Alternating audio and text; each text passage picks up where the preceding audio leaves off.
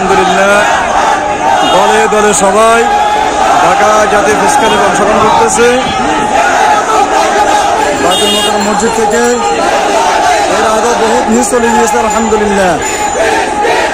আজকে 26 এপ্রিল আলহামদুলিল্লাহ